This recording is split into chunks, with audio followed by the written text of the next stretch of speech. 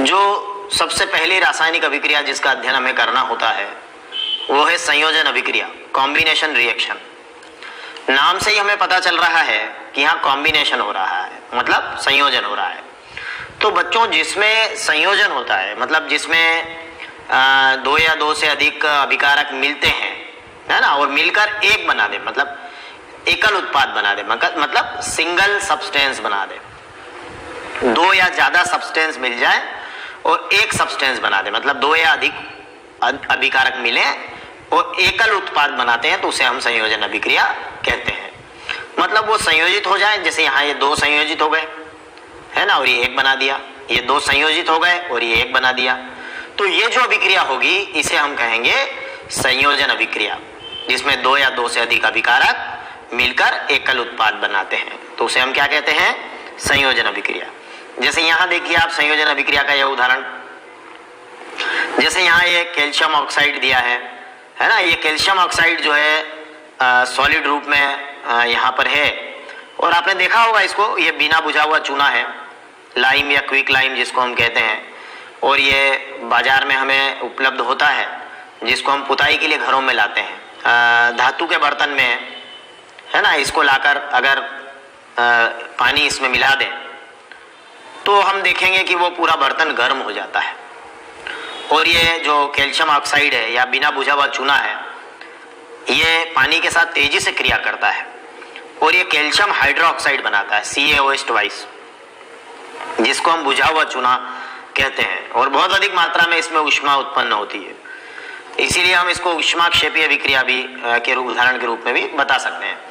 तो ये calcium hydroxide बनाता है, जिसे हम बाद में पुताई के रूप में उपयोग में ले लेते हैं। तो ये एक संयोजन अभिक्रिया है, जिसमें बिना बुझे चूने ने पानी के साथ क्रिया की और बुझा हुआ चूना बनाया। तो ये दो अभिकारकों ने मिलकर एक सिंगल सब्सटेंस या एकल उत्पाद बनाया है, तो इसे हम कह रहे हैं कि यह अभिक्रिया क्या है, संयोजन अभिक्रिया है, जिसमें एक बना है।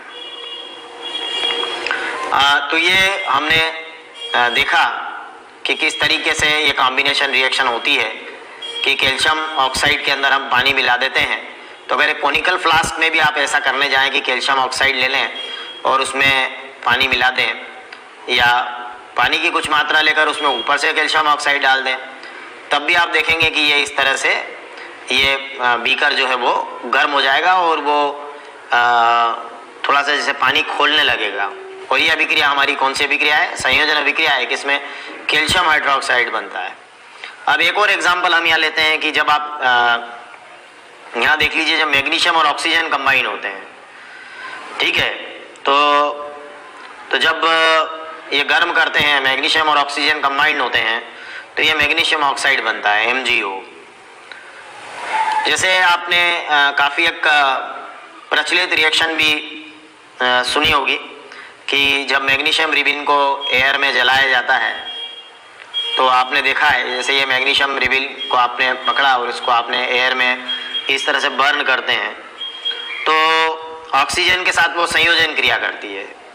ऑक्सीजन के साथ संयोजन क्रिया करने के साथ में वो मैग्नीशियम ऑक्साइड बनाती है। तो ये मैग्नीशियम ऑक्साइड यहाँ पर इस तरह से चूर्ण के रूप में, जैसे जिसको कहते हैं ना ऐश के रूप में, मतलब आखिरी में जो बचा हुआ है, इस तरह से वार्ज ग्लास में यहाँ इकट्ठा हो जाता है। तो ये इस तरह से हमें मैग्नीशियम ऑक्साइड इसके अंदर प्राप्त होता है। तो ये अभिक्रिया भी हम कहेंगे कि संयोजन अभिक्रिया है, क्योंकि इसमें मैग्नीशियम और ऑक्सीजन संयुक्त हुए हैं, संयोजित हुए हैं और उन्होंने मैग्नीशियम ऑक्साइड बनाया है। अब इससे उलट अभिक्रिया भी होती है, जिसको हम डीकम्पोजिशन रिएक्शन कहते हैं या वियोजन अभिक्रिया कहते हैं। जैसे इसमें क्या होगा कि संयोजन में दो या अधिक अभिकारक मिले थे और एकल उत्पाद बनाया था। तो अब यहाँ एकल अभिकर्मक टूटेगा, है ना, एक कंपाउंड स्प्लिट्स होगा, एक कंपाउंड टूटेगा और वो दो या दो से अधिक नए उत्पाद बना देगा, सिंपलर सब्सटेंसेस बना देगा, दो या दो से अधिक, और इसको आपने ऊष्मा दे दी, तो वह कैल्शियम ऑक्साइड में बदला और कार्बन डाइऑक्साइड में कन्वर्ट हुआ। तो इसका मतलब ये कैल्शियम ऑक्साइड और कार्बन डाइऑक्साइड में वियोजित हो गया। तो ये एक यौगिक दो अन्य नए उत्पाद बना रहा है।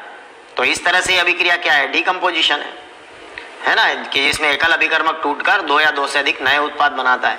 अब दो से अधिक भी बनाता है, इसका एग्जांपल ये यहाँ देख लीजिए आप, है ना, और ये जो डिकम्पोजिशन होता है इसको हम थर्मल डिकम्पोजिशन भी कहते हैं, मतलब ये ऊष्मीय वियोजन अभिक्रिया भी है, क्योंकि इसमें ऊष्मा के द्वारा ये डिकम्पोजिशन होता है, तो इसलिए इसको हम ऊष्मीय वियोजन अभिक्रिया भी कहते हैं।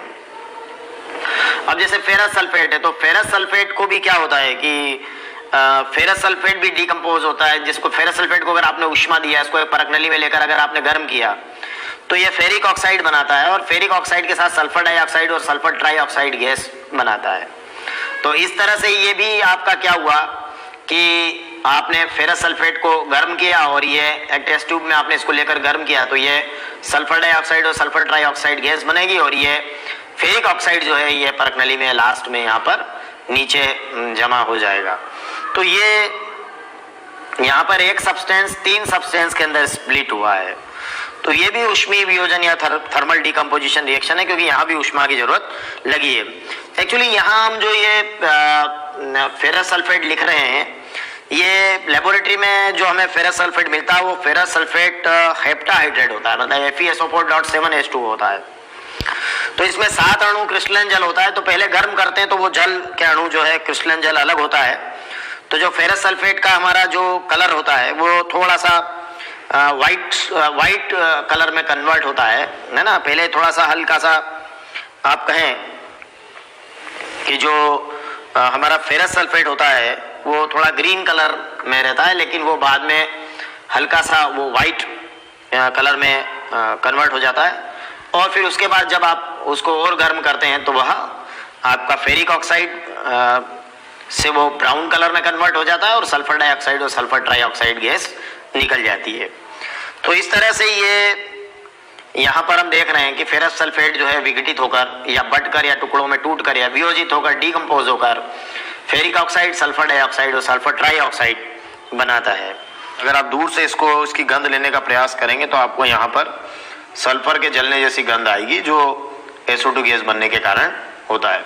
तो इस तरह से ये वियोजन अभिक्रिया को भी आप आसानी से समझ सकते हैं। तो संयोजन और वियोजन में हमने एक बात समझ ली कि संयोजन मतलब जिसमें 2 या 2 से अधिक अभिकारक मिलकर एकल उत्पाद बनाएंगे, और वियोजन जिसमें एकल अभिकर्मक टूटकर 2 या 2 से अधिक नए उत्पाद बनाएगा। मतलब ये एक दूसरे की बिल्कुल उल्टी अभिक्रियाएं आप इनको कह सकते हैं।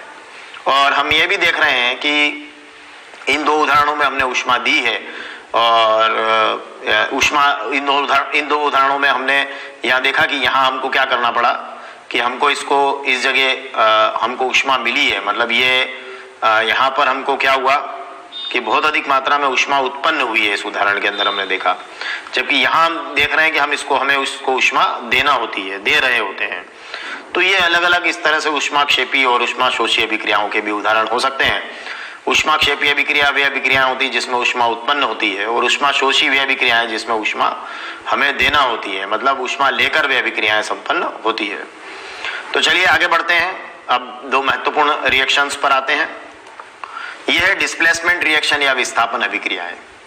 तो विस्थापन अभिक्रियाओं में क्या होता है कि जिसमें एक तत्व क्या करता है, एक ऐसी अभिक्रिया होती है जिसमें एक तत्व जो दूसरे तत्व को उसके यौगिक में से प्रतिस्थापित कर देता है, मतलब one element takes the place of another element in a compound. जैसे मान लीजिए ये एक तत्व है आयरन, और ये दूसरे तत्व का यौगिक का विलयन है कॉपर सल्फेट का, एक दूसरा तत्व कॉपर है और उसका जो विलयन है कॉपर सल्फेट का विलयन है ब्लू सॉल्यूशन, जिसको हम बता रहे हैं। तो ये आयरन की नेल को जब हम कॉपर सल्फेट के ब्लू सॉल्यूशन में डालेंगे, है ना, ग्रे कलर की नेल है और इसको आपने कॉपर सल्फेट के नीले कलर के सॉल्यूशन में डाला, तो आप देखते हैं कि ये कॉपर सल्फेट का सॉल्यूशन तो इस तरह से होता है, और ये नेल आपकी यहाँ देखिए, ये इस तरह से नेल यहाँ पड़ी है, ये नेल है और ये कॉपर सल्फेट का सॉल्यूशन है। तो आप इसको जब इसके अंदर डालते हैं तो आप देखते हैं कि ये आयरन जो है ये इस कॉपर की जगह ले लेता है, मतलब ये इसको प्रतिस्थापित कर देता है, यहाँ से इसकी जगह चला जाता है और इसकी जगह चला जाता है, और ये आयरन सल्फेट बना देता है जिसका सॉल्यूशन ग्रीनिश होता है, मतलब लाइक दिस, थोड़ा सा ऐसा इस टाइप का सॉल्यूशन बनकर आएगा। ये लाइक देखिए आप, ये ग्रीनिश सॉल्यूशन बनेगा। और साथ में ये क्या हुआ, ये कॉपर जो है ये अलग होगा, तो ये कॉपर क्या कर रहा है, देखिए इस नेल के ऊपर जाकर जमा हो गया है। इसमें आयरन क्या कर रहा है, आयरन क्या कर रहा है इसमें, वो कॉपर को कॉपर सल्फेट के सॉल्यूशन में से क्या कर देता है, डिस्प्लेस कर देता है आयरन, है ना, विस्थापित कर देता है। अब इसका कारण क्या है, इसका कारण ये है कि आयरन कॉपर से ज्यादा रिएक्टिव है। तो जो ज्यादा रिएक्टिव होता है ना वो कम रिएक्टिव को डिस्प्लेस कर देता है। तो कॉपर कम रिएक्टिव है तो आयरन ज्यादा रिएक्टिव है तो आयरन कॉपर को क्या कर देगा, डिस्प्लेस कर देगा, तो ये इसकी जगह आ जाएगा, तो फिर ये आयरन सल्फेट बन जाएगा और कॉपर अलग हो जाएगा। और इस तरह से देखिए नेल के ऊपर ये कॉपर जमा है और ये आयरन सल्फेट का ग्रीनिश सॉल्यूशन है और ये आपका कॉपर सल्फेट का देखिए ये ब्लू सॉल्यूशन है, ठीक है। और ये आयरन की अपनी ये नेल थी, आप इसकी अपनी कील जिसको हम कहते हैं ये हमने ली थी। चलिए अब एक होती है द्विविस्थापन अभिक्रियाएं। अब द्विविस्थापन अभिक्रियाएं क्या होती है कि डबल डिस्प्लेसमेंट रिएक्शन है। इसमें क्या होता है कि दो यौगिक होते हैं और उनके बीच में आयंस का एक्सचेंज होता है और दो नए यौगिक बनते हैं। मतलब आप two compounds react by an exchange of ions to form two new compounds. मतलब ये दो यौगिक आपने ले लिए, एक तो बेरियम क्लोराइड ले लिया उसका जली विलयन और एक कॉपर सल्फेट का आपने जली विलयन ले लिया है जिसका ब्लू सॉल्यूशन है। तो ये फिर बाद में आपका क्या करेंगे कि ये दोनों को जब आप ऐड करेंगे तो ये बेरियम सल्फेट का व्हाइट पीपीटी सॉलिड में निकालेगा और ये कॉपर क्लोराइड का जो है जली विलयन उसमें रह जाएगा। तो इसमें देखिए ये बेरियम क्लोराइड का सॉल्यूशन है और ये कॉपर सल्फेट का सॉल्यूशन है। ये जब आप मिलाते हैं तो यहाँ क्या होगा कि ये आपका देखिए इस तरह से ये देखिए व्हाइट पीपीटी आपके आ गए बेरियम सल्फेट के और ये कॉपर क्लोराइड इसके अंदर बचा हुआ है।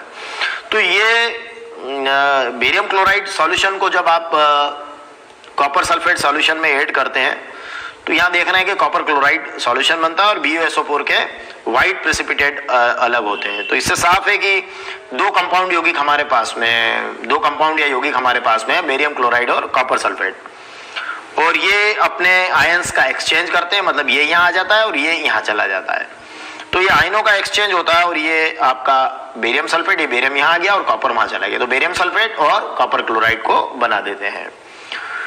तो इस प्रकार हम देखते हैं कि ये विस्थापन और द्विविस्थापन अभिक्रियाएं संपन्न होती है। विस्थापन अभिक्रिया में एक तत्व दूसरे तत्व को उसके यौगिक में से प्रतिस्थापित करता है, मतलब सिंगल डिस्प्लेसमेंट होता है। और डबल डिस्प्लेसमेंट में क्या होता है कि आयनों का एक्सचेंज हो जाता है, मतलब दोनों जगह से वो अदला बदली कर लेते हैं। यहां इस रिएक्शन में अदला बदली हो रही, तो ये डबल डिस्प्लेसमेंट है। चलिए अब हम अगली रिएक्शन पर आते हैं। यह है हमारी ऑक्सीकरण और अपचयन अभिक्रियाएं, मतलब उपचयन और अपचयन। उपचयन ऑक्सीकरण को हम ऑक्सीडेशन बोलते हैं और अपचयन को हम रिडक्शन अभिक्रिया बोलते हैं। तो अभिक्रिया के समय जब किसी भी पदार्थ में ऑक्सीजन की वृद्धि हो जाए, है ना, the addition of oxygen to a substance, ठीक है, तो हम कहेंगे कि यह ऑक्सीकरण अभिक्रिया हुई है। अब किसी अभिक्रिया में हाइड्रोजन की कमी हो जाती है तो the removal of hydrogen from a substance भी कहलाती है ऑक्सीकरण अभिक्रियाएं। जबकि अपचयन अभिक्रियाओं में क्या होता है कि जब किसी पदार्थ में ऑक्सीजन की कमी हो जाती है, removal of oxygen from A substance, तो हम कहते हैं कि रिडक्शन हुआ है, अपचयन हुआ है। लेकिन उसी समय हाइड्रोजन की वृद्धि, अगर उसी समय अगर किसी अभिक्रिया में ऐसा भी हो जाए, किसी अन्य अभिक्रिया में कि हाइड्रोजन की वृद्धि हो, तो आप कहेंगे कि the addition of hydrogen to a substance, तो ये हो जाएगी अपचयन अभिक्रिया। खैर अभी हम इसको सरल भाषा में ऐसे समझें कि हमारे एक एग्जाम्पल से समझकर उसको देखना चाहें अगर हम, तो हम ऐसा कह सकते हैं कि अभिक्रिया के समय जब किसी पदार्थ में ऑक्सीजन की वृद्धि हो, एडिशन ऑफ ऑक्सीजन हो, तो आप कहना ऑक्सीडेशन हो गया, मतलब ऑक्सीकरण हो गया। इसको हम कहेंगे उपचयन। ऑक्सीजन की वृद्धि ऑक्सीडेशन, फिर से सुन लीजिएगा, ऑक्सीजन की वृद्धि ऑक्सीडेशन मतलब ऑक्सीकरण, और ऑक्सीजन की कमी रिडक्शन, रिडक्शन हो गया, रिड्यूस हो गया, रिमूवल ऑफ ऑक्सीजन, तो इसको हम कहेंगे अपचयन अभिक्रिया, रिडक्शन रिएक्शन। ठीक है, तो क्या समझा हमने, ऑक्सीजन की वृद्धि तो ऑक्सीकरण, एडिशन ऑफ ऑक्सीजन, और ऑक्सीजन की कमी द रिमूवल ऑफ ऑक्सीजन, अपचयन अभिक्रिया। ठीक है, तो अब दो बातें ध्यान रखेंगे हम केवल। तो चलिए अब क्या होगा कि अब जैसे जब अभिक्रिया में एक अभिकारक ऑक्सीडेशन में आ रहा है, उपचयित हो रहा है, और एक अभिकारक अपचयित हो रहा है, रिडक्शन में आ रहा है, तो फिर ये अभिक्रिया जिसमें ऑक्सीडेशन और रिडक्शन मतलब उपचयन और अपचयन, है ना, ऑक्सीकरण और अपचयन एक साथ होते हैं, तो हम कहेंगे वो रेडॉक्स अभिक्रिया है ना, उपचयन अपचयन रेडॉक्स अभिक्रिया है, दोनों हो रहे हैं। जैसे एक बहुत फेमस एग्जांपल इसका अगर हम लें, अच्छा रेडॉक्स में आप समझ लीजिएगा, रेडॉक्स का मतलब ये है कि REDOX, तो रेडॉक्स का मतलब है RED मतलब रिडक्शन मतलब अपचयन, और OX मतलब ऑक्सीडेशन, तो रेडॉक्स में दोनों होंगे। ठीक है, तो चलिए जैसे मान लीजिए एक फेमस ये है कॉपर ऑक्साइड हमने ले लिया, CuO प्लस H2 हाइड्रोजन, ठीक है, हीट, ओके। अब इनको ये बनना क्या है इसमें, तो देखिए ये बना है Cu प्लस H2, ओके। अब इस रिएक्शन को अगर आप ध्यान से देखें तो यहां देखिए H2 में देखिए आप, ये हाइड्रोजन केवल अकेला था, यहाँ पे H2 था, और इसमें जब आपकी रिएक्शन संपन्न हुई तो ये H2O हो गया, मतलब यहाँ पे एडिशन ऑफ ऑक्सीजन हुआ है, ऑक्सीजन इसमें ऐड हो गया, ऑक्सीडेशन हो गया है। जिसको आप उपचयन या ऑक्सीकरण कह रहे हैं, तो ये ऑक्सीकरण हो गया, है ना। तो इसमें ये देखिए यहाँ पर ऑक्सीजन की वृद्धि होती है, the addition of oxygen to a substance, इसको हम कहते हैं उपचयन या ऑक्सीकरण। तो ये देखिए यहाँ पे ये एडिशन ऑफ ऑक्सीजन हो गया, तो ये आपका ऑक्सीडेशन, उपचयन या ऑक्सीकरण हो गया, तो हम इसको ऑक्सीकरण कहेंगे। अब ये यहाँ देखिए CuO में ये कॉपर ऑक्साइड है, तो ये रिमूवल ऑफ ऑक्सीजन हो रहा है, देखिए Cu बन गया। अब रिमूवल ऑफ ऑक्सीजन को हम क्या कहते हैं, जब ऑक्सीजन की कमी हो जाती है, the removal of oxygen from A substance, तो इसको हम कहते हैं अपचयन अभिक्रिया, रिडक्शन रिएक्शन। तो ये यहाँ पर क्या हुआ है कि ऑक्सीडेशन हो गया और यहाँ पर ये रिडक्शन हो गया, मतलब यहाँ ऑक्सीकरण मतलब उपचयन हो गया और यहाँ पर रिडक्शन मतलब अपचयन हो गया। तो उपचयन अपचयन एक साथ हो गए, मतलब हम कह रहे हैं कि रेडॉक्स अभिक्रिया है जिसमें दोनों एक साथ इस अभिक्रिया में हुए हैं। तो ऊष्माक्षेपी अभिक्रिया, एक्सोथर्मिक रिएक्शन और ऊष्माशोषी अभिक्रिया, एंडोथर्मिक रिएक्शन पर बात करेंगे और इसके कुछ रोचक पहलुओं को समझेंगे। चलिए एक रिएक्शन से स्टार्ट करते हैं। ये एक रासायनिक अभिक्रिया है, इसको जरा पहचानिए, ये क्या है, ये है कैल्शियम ऑक्साइड, बिल्कुल सही पहचाना। इसे हम बिना बुझा चूना भी कहते हैं, इसे हम लाइम कहते हैं, चूना कहते हैं या क्विक लाइम कहते हैं। इसका नाम मैंने क्या बताया आपको, कैल्शियम ऑक्साइड, बिना बुझा हुआ चूना। तो बच्चों जब ये बिना बुझा चूना जल के साथ H2O के साथ क्रिया करता है, ये क्रिया बहुत तेजी से होती है, तीव्रता के साथ होती है, तो फिर कैल्शियम हाइड्रोक्साइड बनता है। कैल्शियम हाइड्रोक्साइड को हम क्या कहते हैं, स्लैग्ड लाइम बोलते हैं, हम इसे बुझा हुआ चूना कहते हैं। तो कैल्शियम हाइड्रोक्साइड को हम कहते हैं बुझा हुआ चूना और कैल्शियम ऑक्साइड को हम कहते हैं बिना बुझा चूना। तो बिना बुझा चूना जब जल के साथ क्रिया करता है तो बुझा हुआ चूना बन जाता है और इसमें काफी मात्रा में या लार्ज अमाउंट में ऊष्मा भी हमें प्राप्त होती है। तो फिर यह अभिक्रिया कहलाएगी ऊष्माक्षेपी अभिक्रिया, क्योंकि इसमें एक बड़े अमाउंट पे हमें ऊष्मा प्राप्त हुई है, तो इसे हम कहेंगे एक्सोथर्मिक रिएक्शन। तो बच्चों ये अभिक्रिया आपने सामान्य तौर पर देखी होगी कि जब हम बाजार से चूना लेकर आते हैं और उसको एक पात्र के अंदर, मिट्टी के पात्र के अंदर जब उसको रखकर पानी उसमें डालते हैं तो हम देखते हैं कि वो क्या होता है, तब वो पात्र गर्म होने लगता है और काफी बड़े अमाउंट में ऊष्मा हमें वहां प्राप्त होती है। तो ये calcium oxide CaO plus H2O जल और ये रिएक्शन हुई CaOH ट्वाइस कैल्शियम हाइड्रोक्साइड और हमें ऊष्मा प्राप्त हुई। तो इस अभिक्रिया को हम कहेंगे ऊष्माक्षेपी अभिक्रिया, एक्सोथर्मिक रिएक्शन। तो बच्चों ऊष्माक्षेपी अभिक्रिया की फिर परिभाषा क्या हुई कि जिन रासायनिक अभिक्रियाओं में ये रासायनिक अभिक्रिया हुई और उत्पाद के निर्माण के साथ साथ ऊष्मा भी प्राप्त हो जाए तो हम कहेंगे कि वो रासायनिक अभिक्रिया कैसी है, ऊष्माक्षेपी रासायनिक अभिक्रिया है। और इसके उदाहरण के तौर पर हमने लिया कि ये जो कैल्शियम ऑक्साइड है बिना बुझा चूना, जब ये जल के साथ तीव्रता से क्रिया करके कैल्शियम हाइड्रोक्साइड बुझा हुआ चूना बनाता है तो इसमें हमें काफी मात्रा में या लार्ज अमाउंट में ऊष्मा प्राप्त होती है। अब बच्चों यहाँ एक मजेदार बात और हो रही है, हम इस उदाहरण के साथ एक बात और कर सकते हैं कि देखिए इसमें ये दो अभिकारक मिलकर एकल उत्पाद बना रहे हैं, एक उत्पाद बना रहे हैं। तो ये अभिक्रिया, हम इस अभिक्रिया को हम संयोजन अभिक्रिया या कॉम्बिनेशन रिएक्शन के उदाहरण के रूप में भी दे सकते हैं कि ऐसी अभिक्रिया जिसमें दो या दो से अधिक अभिकारक मिलकर एकल उत्पाद बनाते हैं तो हम उसे कहते हैं संयोजन अभिक्रिया, कॉम्बिनेशन रिएक्शन। तो यह अभिक्रिया फिर संयोजन अभिक्रिया के उदाहरण के रूप में भी दी जा सकती है। तो आपको एग्जाम्पल में दो एग्जाम्पल तैयार करने की आवश्यकता नहीं होगी, आप संयोजन अभिक्रिया या कॉम्बिनेशन रिएक्शन के एग्जाम्पल में भी ऊष्माक्षेपी अभिक्रिया या एक्सोथर्मिक रिएक्शन का एग्जाम्पल दे सकते हैं। चलिए हम बात करते हैं अब ऊष्माशोषी अभिक्रिया, एंडोथर्मिक रिएक्शन के ऊपर। तो एंडोथर्मिक रिएक्शन में क्या होगा बच्चों, देखिए एक एग्जांपल ले लेते हैं हम। ये हमने लिया है यहां पर कैल्शियम कार्बोनेट CaCO3, जिसको आपको पता है लाइमस्टोन भी बोलते हैं, चूना पत्थर, क्या बोलते हैं इसको, लाइमस्टोन या चूना पत्थर। और ये जब आप इस कैल्शियम कार्बोनेट को ऊष्मा देते हैं तो फिर क्या होगा, ये calcium carbonate calcium oxide CaO, जिस पर हम काफी बात अभी कर चुके हैं, कैल्शियम ऑक्साइड, चूना, बिना बुझा चूना, लाइम या क्विक लाइम, कई नामों से हम इसको पुकारते हैं। तो फिर ये ऊष्मा देने पर क्या होगा, ये कैल्शियम ऑक्साइड में कन्वर्ट होगा और कार्बन डाइऑक्साइड बनेगी।